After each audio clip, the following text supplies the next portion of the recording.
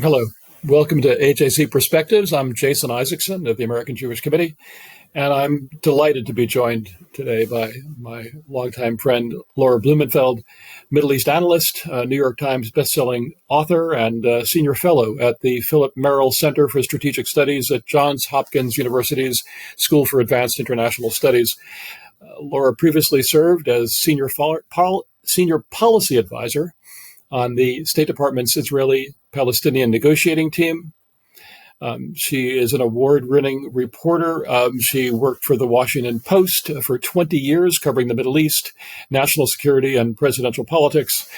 She's been a senior fellow at the German Marshall Fund and a public policy fellow at the Wilson Center. And she's written for a number of publications, including The New Yorker, New York Times Magazine, the Financial Times. Laura, I have a range of questions that I'd like to pose to you in the time that we have together. But let's start with maybe the most complicated question, which you have a good deal of experience in, the Israeli-Palestinian conflict and the possibility of achieving a two-state solution. In all of the discussions that I've been having in Israel over the last year and a half, especially since October 7th, I have heard that there is, at this point, basically zero traction in the Israeli political space for advancing a two-state solution, for having a Palestinian state. Is that your perception? Do you see some way of getting back on that track so that we can ultimately lead to the creation of an autonomous, self-governing Palestinian entity? Thank you, Jason. It's great to be here. Thank you for that warm welcome. You use an interesting word, traction. And I think traction, it really is based on trust. Trust, as we used to say at the State Department, is kind of the fairy dust of all deals. And it's completely lacking now. And I have to say on both sides. When I was working under President Obama and Secretary Kerry on Israeli-Palestinian negotiations, we really focused on tangible issues, things like, borders and security and refugees and Jerusalem. Those were the core issues. I think the intangibles are going to be at least as important, if not more important, going forward. And by intangibles, I mean, first of all, trust, but also important things like narrative. What is your narrative? What is your story, the story you tell yourselves and your children? Because that's what will really shape future behavior. So I think if we're going to look forward, and we have to, right? There's no other choice, I would say. It's going to be focusing on something that we really haven't paid enough attention to, which is those intangible issues.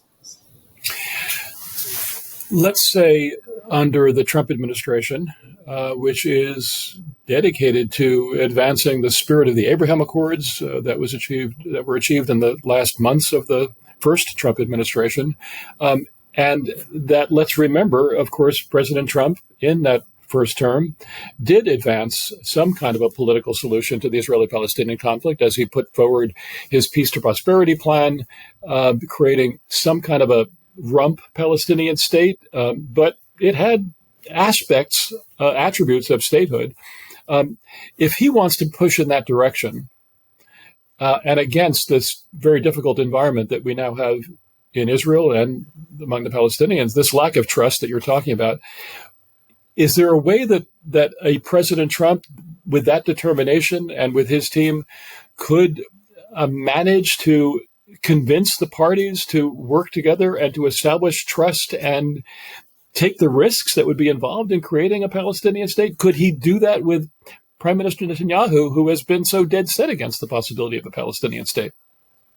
I think the answer is yes, but it's really important to differentiate between Trump 1 and Trump 2. I think Trump 2 is very much about oil wells and Nobels, right? He wants to make money and he wants to win a peace prize. So if we're sort of realists and take advantage of that, I would say, yes, the spirit of the Abraham Accords, adjusted to 2025, I wouldn't necessarily call them the Abraham Accords. They might be the Benjamin Accords, because it is all about the Benjamins, baby, about the $100 bills. But if you can kind of harness that spirit, I think that you can get to a better place. It's interesting. We talk about the big tent of Abraham, and I think of the pole in that tent is Saudi Arabia. And it's very clear that Trump's orientation is really shifted somewhat away from the Holy Land and toward the Holy Deal. In Saudi Arabia, Trump talks about this is the golden era for the United States. And I think Saudi Arabia and the Gulf in general is that kind of pot of gold at the end of Trump's rainbow. He's heading over there in May as his first presidential trip. So the answer is yes, but we have to kind of take advantage of Trump's focus, which is not necessarily the same as Biden. Biden was very much about, common values and interests. And I think for Trump, it's very much about value and self-interest. You raised the issue of the possibility of Saudi-Israeli normalization, which is very clearly on the mind of President Trump and the people around him. That is the big prize that he's been aiming for, of course. And Prime Minister Netanyahu has spoken of it repeatedly as well, the desire for normalization with Saudis. And what we hear from Saudi officials again and again in private, but also in public, is a desire to move in the direction of normalization with Israel, but with certain conditions that have to be met. And those conditions seem to be different from what they were a couple of years ago, before October 7th and the aftermath of October 7th. Do you think that there is the possibility of normalization between Israel and Saudi Arabia? And what is the true price that the Saudis will demand to achieve that objective? Yes, I think that the markers really have moved for Saudi Arabia. There's been a hardening of their position.